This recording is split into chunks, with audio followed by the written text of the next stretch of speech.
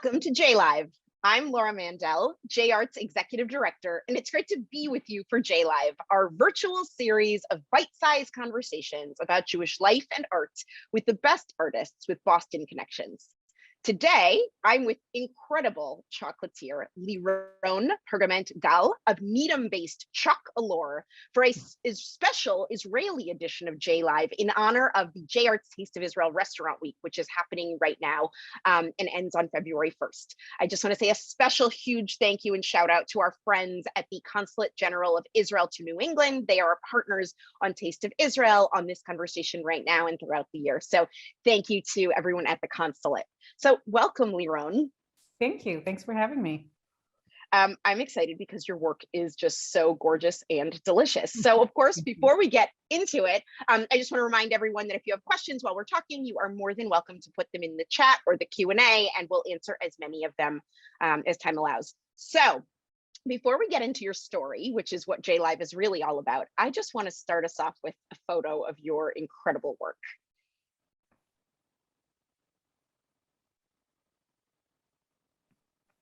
All right, so Liron, just tell us about these for a second.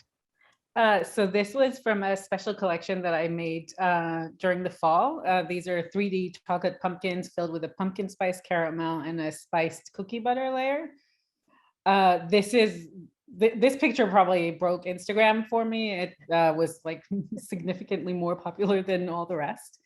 And actually Valrhona, who is the chocolate manufacturer that I use, they posted it and it ended up being one of their top 5 posts for the year, which was a huge compliment. Totally amazing and not surprising because now I'm salivating. Okay, so now that we all want to eat chocolate, let's talk chocolate and you. So I want to start, you said you moved to Israel from London at the age of 9. So tell us about, how this move and how your, growing up influenced you and thinking about food and chocolate. So the house I grew up in was not foodies in any way at all. We would eat pretty bland chicken and pasta. No, that was a meal. My grandmother, though, was always an amazing cook. And when I got to be, I think around 18, she just told me, okay, you cannot turn out like your parents.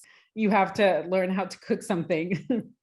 And she gave me my first 2 recipes. One was savory. I can't even remember what that was, but the other was a brownies recipe. Probably if I ate that today, I would be like, oh, that's terrible. But at the time, it was the first thing that I made. It was delicious. Everyone liked it. And that's really what ignited my love of baking, just seeing like how happy it made people and everyone's reactions. I love that you and I share the story of having a very special relationship with a grandmother. I'm curious, where did your grandmother come from? Poland. She came from Poland. My grandfather came from Russia, and they used to, like, she would speak to him in Polish, he would speak to her in Russian, and somehow they understood each other. And then somehow Hebrew factored in later? Yeah, by the time I existed, then they were talking Hebrew, but they still, like, when it was just the 2 of them, then they would talk to each other that way. Oh, that's so interesting. Okay, so before you were a chocolatier, you told me you were actually a software engineer in the military, and then you went to the Technion for software development. And obviously your life has taken a very different route. So how did you go from engineering to chocolate? So I, like you said, I was in the military. I did a programming course. I served in the Air Force Intelligence as a software engineer. When I finished, I got a bachelor's degree in software engineering, and that was still in Israel. When I finished school, I just felt like I needed to do something, I always say it's something more artistic for my soul. So I was working in the software industry. And I just went to night pastry school. I lived in Haifa at the time. So there's a well-known hotel there that has classes. The end of the course was around chocolate making. And while I had always loved baking, once I got introduced to chocolate, that became like my passion, and that's been my passion since. After that, I ended up going to Paris there's a pretty well-known school there called Le Notre. Just to take chocolate classes there. I also stayed another month afterwards in Paris and sampled chocolates in every single chocolate shop in the city. It was for learning purposes, of course. Okay, so the real question is, did you Instagram or blog about this, or was this really just for yourself? There was no Instagram yet. I think Facebook was around, I think. No, Facebook was around at the time. That was in 2008. So no blog, no Instagram. I think I emailed pictures then. That's how we did it. Okay, so you're gonna have to do this tour again and then social media document it, right? Yeah, I mean, if it's not on social media, it never happened, right? Exactly. Yeah. Okay, so this is all about your incredible chocolate. So let's look at some, and I want you to tell us about what we're looking at and where you get the inspiration for these incredibly creative flavor combinations. So a lot of what I make is I try and deconstruct desserts into a bonbon. Mm-hmm. So I'm not gonna make just say a raspberry ganache. It needs to have some sort of like texture contrast, flavor contrast inside. So just for example, there's a s'mores bonbon that I make. So s'mores it has marshmallow, it has a ganache, it has a marshmallow, it has chocolate, and has a graham cracker. So my interpretation of that is like a vanilla bean marshmallow, a milk chocolate ganache, and a crunchy graham cracker crust inside a bonbon. It's actually in probably one of the next pictures. Awesome. All right, so before we go to that, what am I looking at here? This is my special collection for Taste of Israel. The ingredient that I used from the Israeli box was the tahini. Mm-hmm. So it always in desserts, when you see something that says chalva, it's usually actually made with tahini because you don't want the added sugar of the chalva. Tahini will give you the chalva flavor, but then you can balance the sugar yourself. So this bonbon I call chalva brulee. The top layer is a chalva marshmallow, which is, like I said, actually made with tahini, a milk chocolate and chalva ganache. And then the bottom layer is a sort of a crust that's made out of caramelized white chocolate with tahini. And the brulee part is really this caramel that I make and then grind into pieces and add that so that there's sort of a crunchy feeling when you bite into it. Amazing. All right, and the next image. So this is the s'mores that I mentioned. The top layer is that vanilla bean marshmallow. Homemade marshmallows taste nothing like the store-bought ones. They're in France, they're a delicacy. So it's very fluffy and light, and I love the texture with other components in a bonbon. So this is that vanilla marshmallow, milk chocolate ganache, graham crust. Wow. All right, and next. This is salted caramel cheesecake. So the top layer is a caramel that's made with muscovado sugar. This is a dark, unrefined sugar with a molasses taste, so very not as sweet as you usually get in a caramel. Then the middle layer is a cream cheese ganache, and the bottom layer is a crunchy layer made with cookie butter, caramel cookie butter. That sounds delicious. This is the creme brulee. So when I think creme brulee, what I think is vanilla bean and that crunchy caramel layer. So here the first layer is a ganache that's made with caramelized white chocolate and vanilla bean, and the bottom layer is that same white chocolate with those crunchy pieces of caramel that you can see here in the slice. And the decoration, the color on this is just unbelievable. Thank you. Yeah, those are a lot of different techniques that I've learned throughout the years. There's a chocolate artist that's well known in the chocolate community called Luis Amado. So I actually studied with him a few years ago, and we became really good friends. And now we collaborate on a lot of he is very what he does is very, very time consuming, not something you could ever do in production. But we brainstorm together and then figure out, okay, how can we translate that into something that is scalable?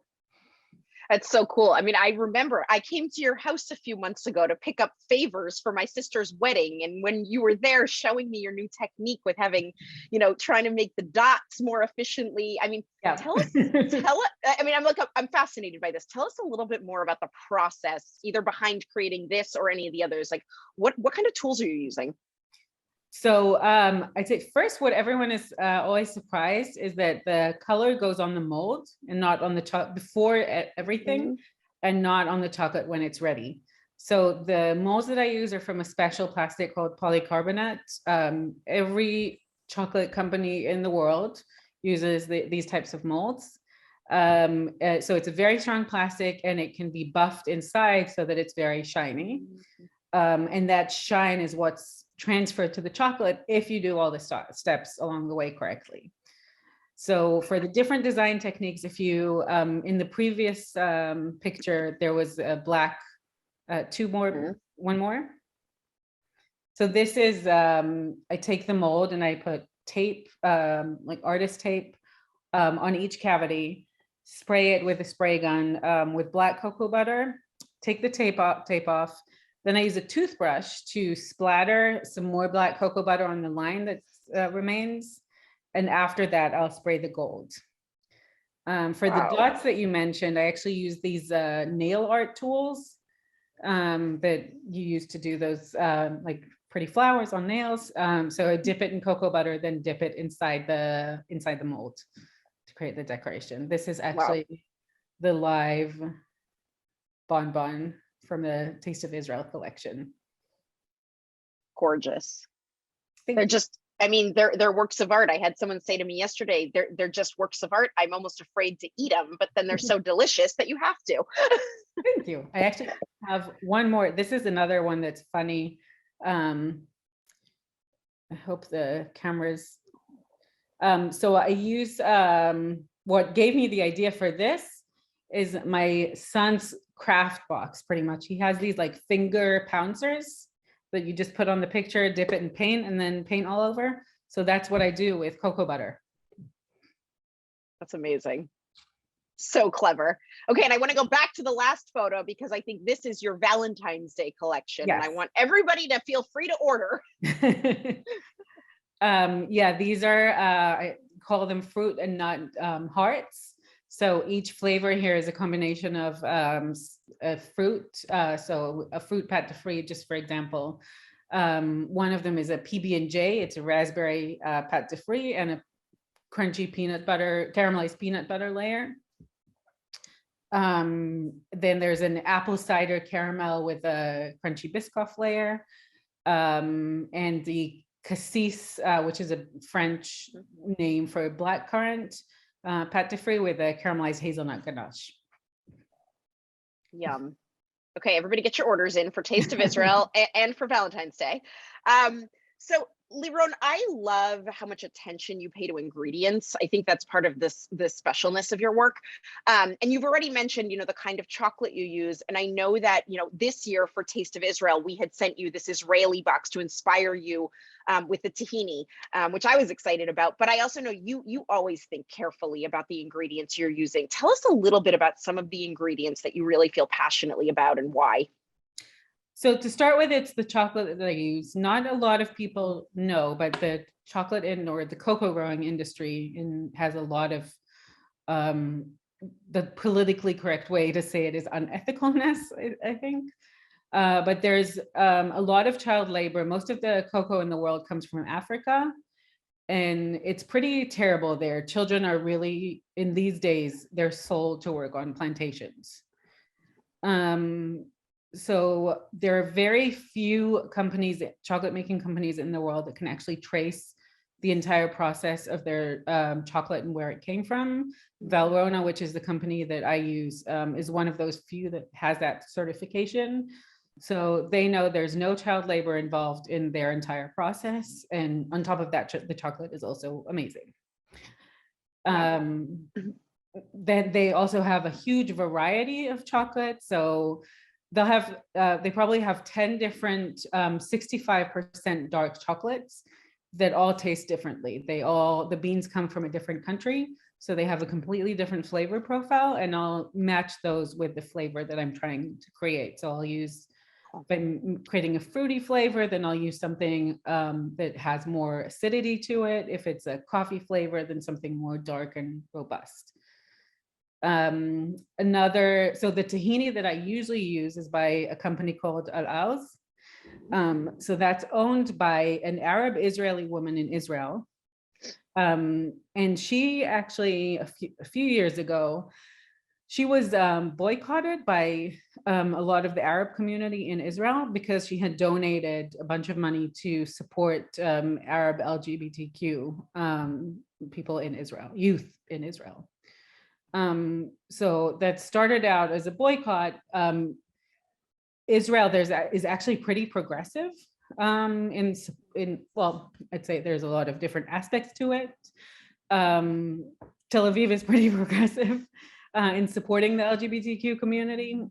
So in response to that boycott, there was actually a campaign to support that tahini. So it's probably one of 5 tahinis in the world that I like. And out of those 5, so that's the reason that I chose that one and use that one, because I want to support her. I think that's pretty incredible that there's even a social justice story behind your work, especially where I know you and every other Israeli I've ever talked to have said, tahini is a very serious business. It is a bit. Tahini and hummus, we take it seriously. Like that mint chocolate hummus that Trader Joe sometimes does is an abomination. A funny story about that for you for another day, but I'm with you. Okay, so I'm curious about this actually. What do you miss most about living in Israel? My family. My parents are still there. My husband's family. So they're the number one thing. In general, I miss well, first of all, food. The food in Israel is amazing. And I miss the culture, a lot of there's the good and bad to it, that people are very in your face, but they're also very open. So I guess when we lived in Israel, that would drive me insane. But now being away from that, I miss a lot of it. I understand that. Okay, so tell me this. What's your favorite Israeli chocolate? This is actually, there's a chocolatier who isn't very well known. He does these pop-ups, and he just does everything from scratch. So he even makes all the nut paste. He does these candied orange peels that is like a 12-day process. So his name is David. He doesn't have a website. He's just on Instagram, and you need to follow him to see where he's doing pop-ups. And he's phenomenal. Okay, so for anybody going to Israel, David on Instagram. David, yeah, I can send the link for the tahini, by the way, I get on Amazon. So I can share the link for that as well. That would be great. I think we have some curious people in the audience. Okay, so are there any Israeli desserts that you haven't yet turned into chocolate that you're thinking about? Well, baklava isn't exactly Israeli, but that's something that I want to turn into a bonbon. I'm thinking of like a pistachio layer, and then a crunchy layer with the phyllo shredded dough in it. So that's a thing that that's been like keeping me up at night now. I understand that. Okay, so speaking of keeping you up at night, something I know that has obviously been weighing on all of us is like, what has happened or changed to each of us in the pandemic? And it sounds to me like the pandemic has actually been strangely successful for you in some silver lining way. Tell us a little bit about that. Yeah, so when the pandemic started, I was still working full time in the software industry. I was working in I was a product management executive in cybersecurity companies all these years, which I always say it's exactly the opposite of this. And then just I stopped traveling, obviously, like everyone. Didn't have a commute anymore, spent a lot more time at home. Chocolate making had always been a hobby for me, and just now with the extra time, I was producing a lot more than I used to, and more than we could actually eat at home, which is hard to do. So I said, okay, why don't I just start selling sort of the extras, that'll help us cover the costs at least. And then it just took off, really. I finished 2020, where I had a full-time job working in cybersecurity and probably 2 full-time jobs working in chocolate making. So after, and doing really everything except for sleeping and spending time with my family. So after that, I just said, okay, this has been a dream that I never thought I would actually pursue for so many years. Let's give it a try. And then that's what I've been doing since, and it's, knock on wood, been going well and growing, and hopefully with a lot more growth to come. Yeah, well, and your success is visible. I mean, you had a great piece in the Boston Globe a few weeks ago, and I know many of us have been ordering big orders. So I hope that continues, and I hope that today's conversation inspires you all out there to order. And what I love actually is that while Taste of Israel, in the past at least, has only been in Boston, what I love about your chocolates is it's an opportunity for people around the country and the world to taste something of what we're creating here in Boston. So I think that's really special. Okay, so before I let us go, because we are at time, I have one really important question. Please educate us. How should we be eating your chocolates? Because they are such beautiful works of art, and I know that there is something very specific to how you eat these. So first, I write a very detailed description of what's inside and what each layer is.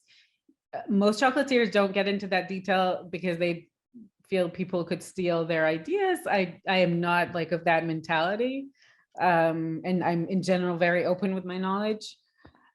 So start by, there's a QR code that you can scan, and that'll show you a web page with a picture and detail of what's inside each bonbon. Then ideally you bite into it or slice it in half to see the layers and see what you're eating. Every chocolate has 2 to 3 layers in them. And then you can eat the other half and finish it. All right, thank you for the lesson. They're just too beautiful and too delicious. Thank you.